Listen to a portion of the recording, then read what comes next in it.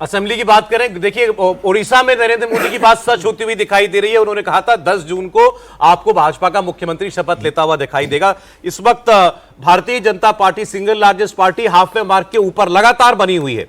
तो बीजेपी बड़ा उलटफेर उड़ीसा में कर रही है। नवीन पटनायक सरकार जा सकती है, बीजेपी की सरकार उड़ीसा के अंदर बन सकती है। आंध्र प्रदेश में भी 10 साल से जगनमोहन रेड्डी की सरकार थी। अब इस वक्त वहां पर टीडीपी बिल्कुल एक लैंडस्लाइड विक्ट्री की तरफ बढ़ रही है। यानी चंद्रबाबू नायडू उड़ीसा, माफ कीजिएगा, आंध्र प्रदेश के अगले मुख्यमंत्री हो सकते हैं। तो ये दो बड़े राज्य हैं, उड़ीसा और तमिलनाडु और आंध्र प्रदेश, दोनों जगह सरकार बदलती हुई दिखाई दे रही है। उड़ीसा में भाजपा आती दिखाई दे रही है, आंध्र प्रदेश के अंदर टीडीपी आती दिख रही है। 5 साल की सरकार थी जगनमोहन की, उससे पहले चंद्रबाबू नायडू की थी। 2014 में चंद्रबाबू नायडू जीते थे। ऑलराइट, 2014 में चंद्रबाबू नायडू और बीजेपी मिलकर लड़े थे, उनको काफी फायदा हुआ था और ये चंद्रबाबू को रियलाइज हुआ। हाँ, इसलिए दोबारा अब की बार मिलकर लड़े हैं। ये सुधांशु जी, आप भी इस बात की तकसीद करेंगे कि सही है, रजत जी तो करेंगे, कि 2004 में ये हैदराबाद की नेशनल एग्जीक्यूटिव में Chandrababu Naidu prevailed over BJP की जल्दी कराओ, सब जने हार गए उस चक्कर में। 2004 हैदराबाद में, हाँ 2004 का जो था चुनाव, उन्हीं के और इस बार फिर बीजेपी को थोड़ा नुकसान हो रहा है, बट इस बार Chandrababu Naidu has turned lucky for himself. Andhra Pradesh का जो भी मुख्यमंत्री बनेगा वो हैदराबाद में शपथ ग्रहण कर नहीं सकता इस बार, क्योंकि 2 जून को वो खत्म हो गया 10 साल का, तो उसको हैदराबाद के बाहर शपथ ग्रहण करना पड़ेगा। अब चंद्रबाबू नायडू ने तो अमरावती बनाने की कोशिश की थी, चंद्रबाबू नायडू ने 3 जगनमोहन रेड्डी 3 राजधानी लेकर आए थे वहां पर। तो देखते हैं कि चंद्रबाबू नायडू कहां पर समाधान बड़ा ठीक है, जहां भी गवर्नर हाउस होगा वहीं पे हो जाएगी शपथ, तो उसकी चिंता ना करिए। हैदराबाद है, विजयवाड़ा के आसपास, Vijayawada is the de facto capital right now. Prachi भी हमारे साथ आ गई हैं और शायद उनके पास जो है उत्तर प्रदेश और साथ ही प्राची तो ऊपर जाके मौजूद है, फर्स्ट फ्लोर पे पहुंच गई हैं। फर्स्ट फ्लोर से क्या कुछ चुने, जिसे कहते हैं बर्ड्स आई व्यू से, वो कौन से नतीजे देख पा रही हैं, कौन से ट्रेंड्स देख पा रही हैं उत्तर प्रदेश और बिहार के लिए? बिल्कुल, देखिए हमारा वादा था कि हाईटेक और मॉडर्न स्टूडियो से हम लोकसभा चुनाव के नतीजे आपके सामने रखेंगे। हम आपको एक एक विश्लेषण बताएंगे, एक एक सीट का ब्यौरा बताएंगे और लगातार आप सुबह से देख रहे हैं हमारी ये बड़ी कवरेज। हम आपको बता रहे हैं कि प्रदेश दर प्रदेश बीजेपी की स्थिति क्या है, इंडिया गठबंधन के दावों में कितनी सच्चाई है। और आइए बात कर लेते हैं उत्तर प्रदेश की, और ये हम आपके सामने स्थिति जो है वो रख रहे हैं। भारतीय जनता पार्टी 35 सीटें यहां पर अभी लीड कर रही है। इसके अलावा अपना दल की बात करेंगे तो अपना दल को यहां झटका लग रहा है, एक भी सीट पर अपना दल फिलहाल लीड करती हुई नजर नहीं आ रही है। अगर आप राष्ट्रीय लोकदल की बात करेंगे तो 2 सीटें उनको दी गई थी गठबंधन में, दोनों सीटों पर उनके कैंडिडेट्स लीड कर रहे हैं। समाजवादी पार्टी की साइकिल 34 सीटों पर दौड़ती हुई फिलहाल नजर आ रही है, रेस में आगे निकलती हुई नजर आ रही है। कांग्रेस की अगर आप बात करेंगे तो कांग्रेस को भी बढ़त मिल रही है। अभी तक उत्तर प्रदेश में जो रुझान सामने आ रहे हैं, 8 सीटों पर कांग्रेस जो है वो बढ़त बनाए हुए है। तो उत्तर प्रदेश की जो स्थिति है वो बिल्कुल उलट है तमाम प्रेडिक्शन से। अब आइए बिहार की बात कर लेते हैं। बिहार की स्थिति ये है कि बीजेपी 11 सीटों पर फिलहाल भारतीय जनता पार्टी के कैंडिडेट्स लीड कर रहे हैं। 14 सीटें यहां जेडीयू की है, जिस पर जेडीयू के उम्मीदवार लीड कर रहे हैं। चिराग पासवान की पार्टी की अगर आप बात करेंगे तो 5 सीटों पर उनके उम्मीदवार आगे हैं। हम की बात करेंगे तो 1 सीट पर उनके उम्मीदवार आगे हैं, 4 पर आरजेडी फिलहाल आगे चलती हुई नजर आ रही है। तो ये बिहार के आंकड़े हमने आपके सामने रखे हैं। यहां पर आरजेडी को 4 सीटें, कांग्रेस को 1 सीटें और अन्य के खाते में 4 सीटें जा सकती हैं रुझानों के मुताबिक। और इस वक्त हमारे साथ जेडीयू के सीनियर लीडर केसी त्यागी साहब जुड़ गए हैं। सर, बहुत स्वागत है आपका। बिहार से तो आपके गठबंधन के लिए अच्छी खबर है। अभी तक जो डेटा सामने दिखाई दे रहा है मुझे, 40 में से 31 सीटों पर आप लोग लीड कर रहे हैं।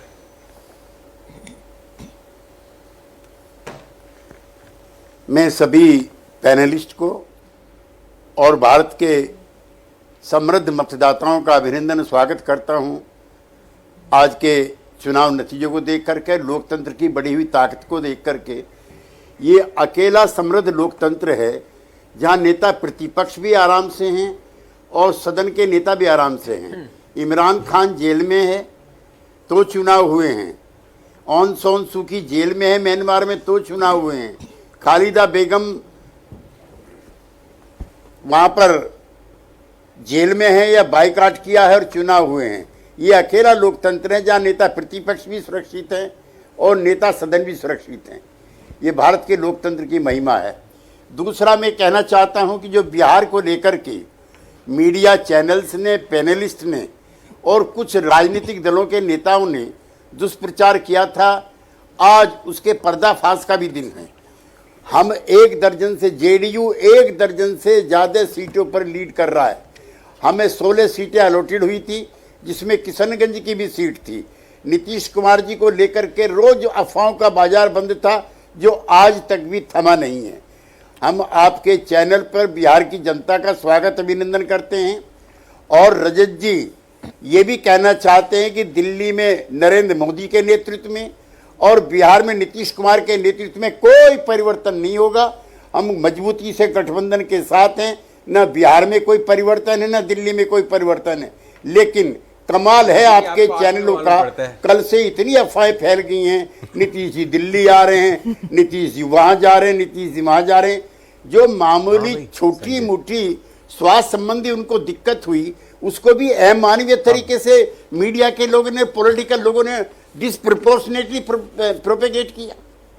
किसी भी पार्टी का कोई भी नेता मीडिया को तो दोनों तरफ से पड़ रही है, तो नीतीश कुमार की ताकत का एहसास तो हो गया ना। 10 मिनट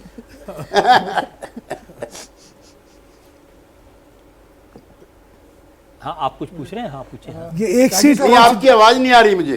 त्यागी सर, आप कह रहे थे कि नीतीश कुमार जी के स्वास्थ्य को लेकर एक अफवाह फैलाई गई, तो जीतन राम मांझी जी ने सबसे ज्यादा नीतीश जी के स्वास्थ्य को लेकर कहा था, सम्राट चौधरी ने सबसे ज्यादा नीतीश कुमार के स्वास्थ्य को लेकर कहा था। वो दोनों आपके साथ है आज की तारीख में, आप क्या कहेंगे? आज के चुनाव परिणामों के नतीजे ने सबको खारिज कर दिया कि नीतीश कुमार बिहार में सबसे बड़ी ताकत हैं। हम जब आरजेडी के साथ होते हैं तो पलड़ा उधर होता है, जब हम एनडीए के साथ होते हैं तो पलड़ा इधर होता है। आप बिहार की राजनीति में जो कर्पूरी ठाकुर के बाद जो स्थान रिक्त हुआ है, उसको सिर्फ और सिर्फ ईमानदारी और नैतिकता के साथ नीतीश कुमार पूरा करते हैं और कोई पार्टी पूरा नहीं करती। बस एक अच्छी बात है त्यागी जी कि बिहार में कोई खबर छुपती नहीं है, सब सामने आ जाती है। कौन कहां जा रहा है, कौन क्या करेगा, क्या नहीं करेगा, ये पता चल जाता है। लेकिन ये अच्छी बात है, जो कुछ नीतीश कुमार के बारे में कहा जा रहा था उसको उन्होंने बिल्कुल डिफाई कर दिया। जिस तरह की जीत जेडीयू को मिली है और पिछले चुनाव में जिस तरह से जेडीयू को असेंबली में ज्यादा सीटें नहीं मिली थी, उसको उन्होंने रिवर्स कर दिया सिचुएशन को। कैसे किया ये आप हमें समझा दीजिए।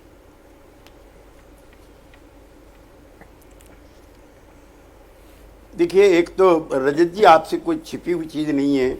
मैं 50 साल से राजनीति में हूं और आप 45 साल से इस नोबेल प्रोफेशन में हैं। बिहार अन्य राज्यों के मुकाबले में सोशल जस्टिस की जो राजनीति है उसका केंद्र रहा है। डॉक्टर लोहिया की भी वो कर्मभूमि रही है, बीपी मंडल की कर्मभूमि रही है, बाद के दिनों में लालू जी ने भी उसमें ऐड किया था।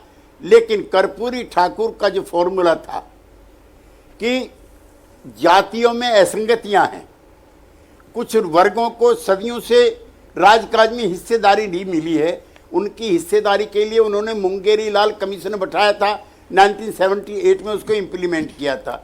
और उसमें सवर्णों के लिए भी आरक्षण था, महिलाओं के लिए भी आरक्षण था, और जो पिछड़ों का आरक्षण था उसको उन्होंने 2 हिस्सों में बांटा था, पिछड़े और अति पिछड़े।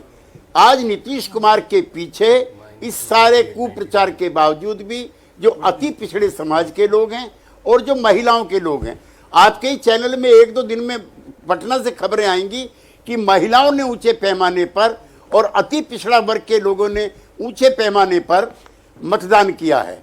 दिल्ली के मीडिया चैनल्स के कुछ लोग कहते हैं सब जात पात नहीं करना चाहिए। जिस दिन हम पैदा होते हैं जात तो हमारी उस दिन लिखी जाती है। जात हम भी चाहते हैं देश की राजनीति से खत्म हो जाए, लेकिन जो सच है यहाँ का, ये तो आरएसएस प्रमुख ने कहा है कि जात व्यवस्था अगर ना हुई होती तो हमें इतनी लंबी गुलामी ना झेलनी पड़ती। अब उसको लेकर के नीतीश कुमार जी अगर समानता का, इक्वलिटी का, सोशल जस्टिस का, गैर बराबरी का सवाल उठाते हैं तो यहाँ पे उनको जातिवादी कह देते हैं। जो सोशल सिस्टम का स्टेटस को बना के रखना चाहते हैं सर वो इसमें कोई दो महापुरुष राय है। नहीं कि नीतीश जी ने जो वो सोशल progressive इक्वेशन है। बनाया है उसका समर्थन बिहार की जनता ने किया है और वो इन रुझानों में दिखाई दे रहा है। बहुत शुक्रिया किसी त्यागी जी, इंडिया टीवी को समय देने के लिए, बातचीत के लिए। और अब एक बड़ी खबर, एक ऐसी खबर जो बीजेपी और उसके सहयोगियों को थोड़ा परेशान करने वाली है, लेकिन खास तौर पर बीजेपी को इसलिए क्योंकि पश्चिम बंगाल में जो बड़ा उलटफेर हुआ विधानसभा चुनावों के दौरान, अधिकारी ब्रदर्स को अपने साथ लेकर आ गए, अधिकारी परिवार को अपने साथ लेकर आ गए बीजेपी। बड़ा झटका लगा है। काथी, घाटल, तुम लोग, ये वो इलाका जो कि अधिकारी परिवार का मजबूत किला कहा जाता है, वो अब ढहता हुआ नजर आ रहा है। इस वक्त पश्चिम बंगाल की 42 सीटों का ये सीट वाइज आंकड़ा आपके सामने रख रही हूं।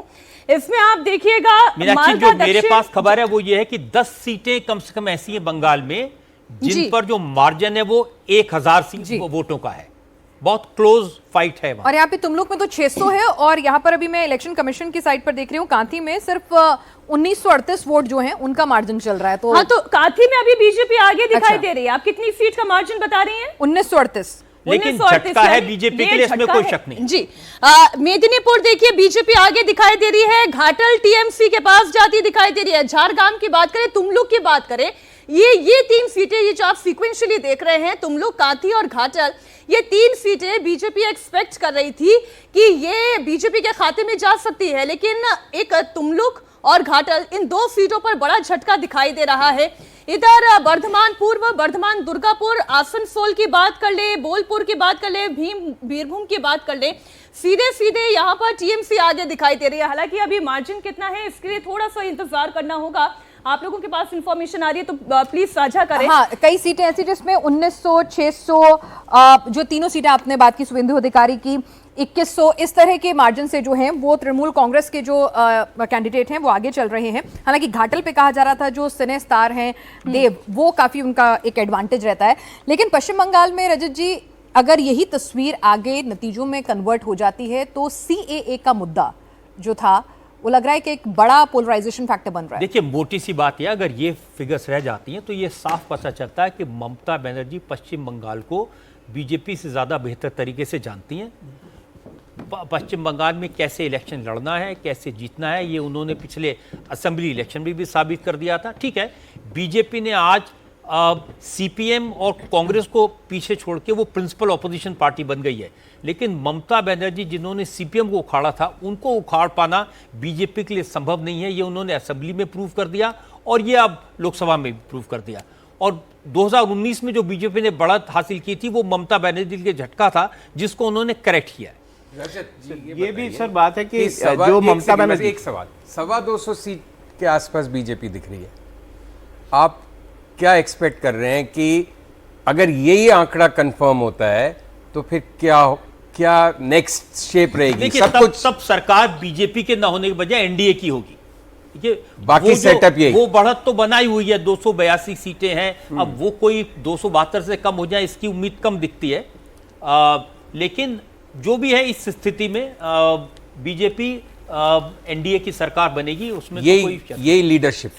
हाँ, लीडरशिप पर तो मुझे लगता है कोई शक नहीं है, कोई सवाल नहीं, क्योंकि ये जो 225 सीटें मिली हैं उसी लीडर के लिए मिली हैं। बिल्कुल सही बात। स्मृति ईरानी, मैं आपको अपडेट दे दूं, स्मृति ईरानी 29,400 वोट से पीछे हैं। अब गैप बढ़ता जा रहा है। 15 से शुरू उत्तर प्रदेश में तो ये एक तस्वीर दिखाई दे ही रही है साफ साफ। अभी रिकवर होना बहुत मुश्किल लग रहा है, मतलब इतना मार्जिन बन गया है। वोटर बन गई, वहां की घर भी बना लिया, लेकिन फिर भी अभी देखिए कि ये स्मृति ईरानी को आप इंडिविजुअल सीट को मत देखिए, ओवरऑल यूपी को देखिए।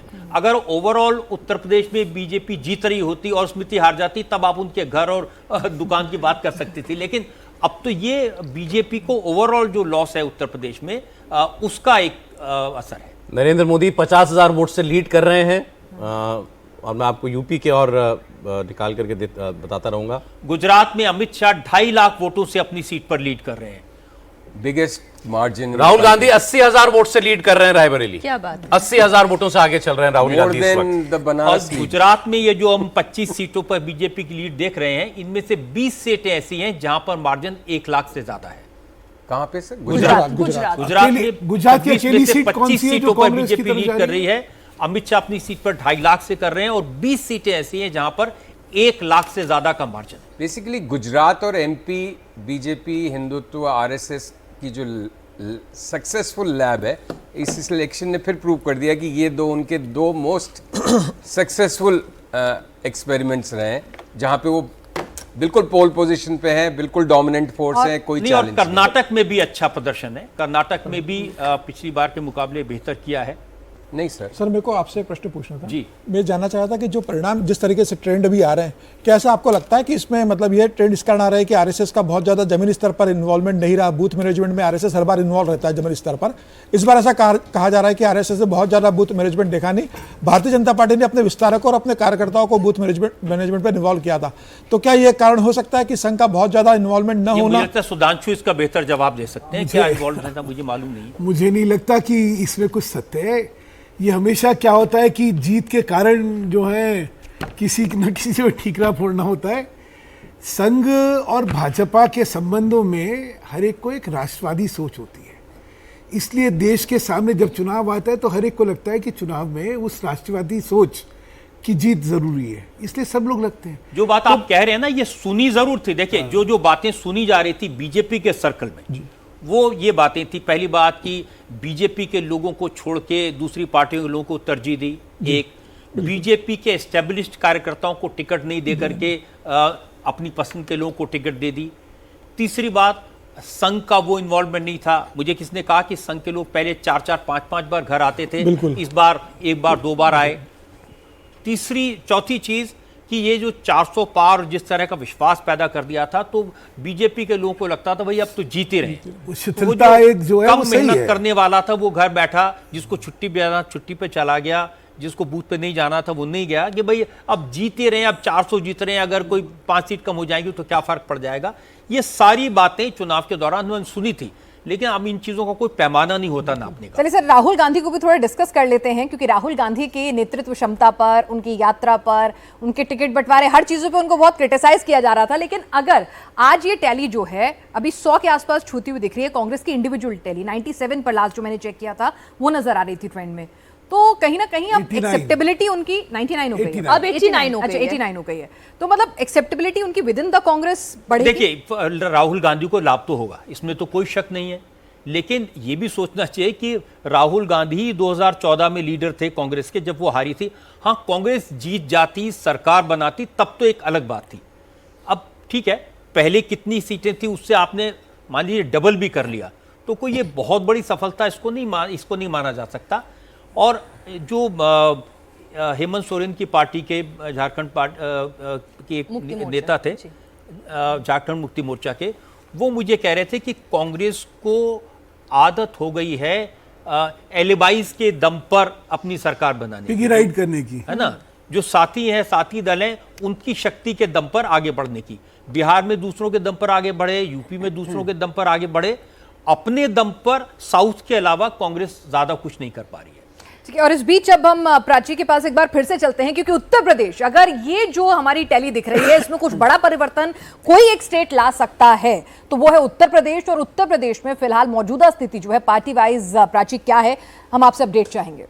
बिल्कुल, देखिए उत्तर प्रदेश पर ही सभी की निगाहें बनी हुई हैं। जैसे उत्तर प्रदेश में जो ग्राफ है वो बढ़ता है, वैसे ही जो ओवरऑल टैली एनडीए की वो भी बढ़ती हुई नजर आती है। तो आइए जल्दी से उत्तर प्रदेश के आंकड़े आपके सामने रखते हैं और आपको बताते हैं कि फिलहाल यहां पर क्या फेरबदल हुआ है और किस पार्टी को कितना फायदा हो रहा है, कितना नुकसान हो रहा है। समाजवादी पार्टी आप कह सकते हैं कि यहां पर अच्छा गेन करती हुई नजर आ रही है। आपको बताएं 31 सीटों पर समाजवादी पार्टी आगे चल रही है, 7 सीटों पर जो कांग्रेस है वो आगे चल रही है। आप अगर बीजेपी की बात करेंगे तो 39 सीटों पर बीजेपी के कैंडिडेट्स आगे चल रहे हैं। 2 इसमें आप आरएलडी के और प्लस कर लीजिए, आरएलडी के भी 2 उम्मीदवार हैं जो अपनी अपनी सीटों पर आगे चल रहे हैं। लेकिन 31 और 7 इंडिया गठबंधन का ये आंकड़ा 38 का हो जाता है, और अगर आप 29 और 2 को जोड़ेंगे तो ये आंकड़ा 41 का हो जाता है। यानी बहुत ज्यादा अंतर है नहीं इंडिया गठबंधन और समाजवादी, इंडिया गठबंधन और भारतीय जनता पार्टी के बीच में, एनडीए के बीच में। अब देखिए ओवरऑल ब्रेकअप हमने आपको बता दिया, लेकिन सीट वाइज कैसे बदल रहे हैं ये रुझान, ये आपको बताएंगी मेरी सहयोगी मीनाक्षी। तो ये 39 सीट जो बीजेपी के पास जा रही है, ये 39 सीटें कौन सी है? रुझानों में जो इस वक्त तस्वीर है वो एक बार सीट वाइज आपके सामने। शुरुआत जरा यहां से करते हैं। बागपत, गाजियाबाद, गौतम बुद्ध नगर, बुलंदशहर, अलीगढ़, हाथरस, मथुरा और आगरा, ये सीधे सीधे एनडीए के पास जाती दिखाई दे रही है। इसमें अमरोहा, मेरठ, कैराना और बिजनौर को भी आप इंक्लूड कर लें। एटा, बदायूं, बरेली, पीलीभीत, शाहजहांपुर, लखनऊ, उन्नाव, हरदोई, फरुखाबाद, इसके अलावा कानपुर, अकबरपुर, झांसी, हमीरपुर, बांदा, फतेहपुर, ये वो सीटें हैं जो एनडीए के पास जा रही है। इसमें प्रयागराज, बहराइच, कैसरगंज, गोंडा, डुमरियागंज, देवरिया, कुशीनगर, गोरखपुर, महाराजगंज, ये वो सीटें जो एनडीए के पास, वाराणसी जिसमें कोई शक नहीं, भदोही, जौनपुर और सलेमपुर, ये बीजेपी के पास जाती दिखाई दे रही है। और अब इंडिया अलायंस की अगर बात करें, बलिया, मछली शहर, गाजीपुर, जहां से अफजाल अंसारी चुनाव लड़ रहे हैं, चंदौली की बात करें, मिर्जापुर की बात करें, बड़ा झटका यहां पर अनुप्रिया पटेल के लिए कहा जा सकता है। रॉबर्ट्सगंज, जहां से अपना दल की उम्मीदवार थी, यहां पर भी झटका, समाजवादी पार्टी के कैंडिडेट आगे चल रहे हैं। बस्ती, संत कबीर नगर, बांसगांव, लालगंज, आजमगढ़, घोसी, यहां पर भी समाजवादी पार्टी, और बांसगांव जहां से कांग्रेस पार्टी आगे चल रही है। कांग्रेस पार्टी का इसलिए भी ये रिकॉर्ड देखना इंटरेस्टिंग है क्योंकि पहले ये कहा जा रहा था कि एक रायबरेली के अलावा कांग्रेस और कहीं अच्छा परफॉर्म नहीं कर पाएगी, लेकिन बांसगांव, इसके अलावा बाराबंकी जहां पर कांग्रेस पार्टी लीड कर रही है। अयोध्या, बड़ी हैरान कर देने वाली ये ट्रेंड है। फैजाबाद वो सीट, अयोध्या वो सीट जहां पर ये कहा जा रहा था कि राम मंदिर बन जाने के बाद एक लहर यहां पर दिखाई देगी और बीजेपी के लिए एक मजबूत क्षेत्र ये हो जाएगा, लेकिन यहां पर समाजवादी पार्टी लीड कर रही है। अंबेडकर नगर की बात करें, समाजवादी पार्टी 5000 वोट से आगे। आपने अयोध्या की बात की, 5000 वोट से समाजवादी पार्टी आगे। बांसगांव का आपने जिक्र किया, वहां 600 वोट से कांग्रेस का उम्मीदवार आगे है। 600 सर जी, 600 यानी ये बड़ा क्लोज मार्जिन है, ये बदला जा सकता है, बदल सकता है। ये बड़ी क्लोज। इलाहाबाद में जो कांग्रेस का उम्मीदवार है वो 44 वोट से आगे है। अच्छा, 44 वोट से आगे। अच्छा, अब बीजेपी आगे, अभी बीजेपी आगे दिखाई दे रही है इस स्क्रीन में, कम से कम वो भी 50-60 वोट से आगे हुआ होगा। आगे पीछे जो है इतने अगर 10, 20, 50, लेकिन अच्छी खबर अभी भी पूर्वांचल से नहीं आ रही है सर।